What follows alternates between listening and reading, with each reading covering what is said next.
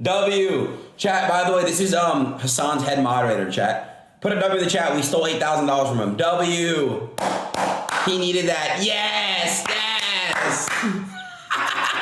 Yes. W. Yes. Oh, yes. What you're looking at here is Adin Ross openly bragging about false copyright claiming another creator, internet anarchist. Now, this is wild to me for several reasons. The first one being that this is really stupid thing to be admitting to on video here because it is, I'm pretty sure, a felony. I know it's definitely illegal when you file the copyright claims. YouTube warns you that it is illegal to file it falsely, but I believe it's actually a felony. And if internet anarchist, which he probably should take this to court, and if he does take it to court, it should be a pretty easy win here with this kind of video footage of Adin openly bragging about stealing $8,000 from him. And the video wasn't even about Adin Ross. It's the Penguin Zero versus Sneeko video. It's, you know, like, why are you, what are you doing there? Maybe he got mentioned in the video like a little bit. I don't really remember, but the video is not focal pointed around Adin Ross. I don't really understand why you would do this and then especially be bragging about it. And to go even further on like why I don't understand is because just a couple of weeks ago, Adin Ross put out a video on YouTube talking about his struggles with opioid addiction and being quite vulnerable and self-reflective, talking about how they were making him an arrogant and not good person. Arrogance started coming out of me, and I became a version of myself I wasn't familiar with, and people around me weren't.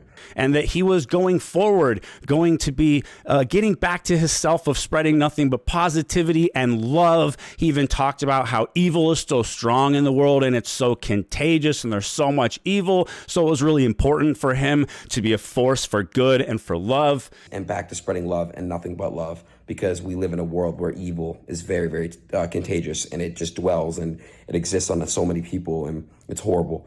And yet here we are, definitely not being the force for good and love here, much closer to being on that side of the force for evil. I don't really understand. You know, Adin seems to do a lot of this kind of like flipping. You know, I see these videos where he talks and he's trying to be really nice and caring. And then you see other videos where he's trying to get people to torture themselves for money, or he's just going off screaming, yelling and belittling someone. And now you've got him stooping down to stealing money from smaller creators.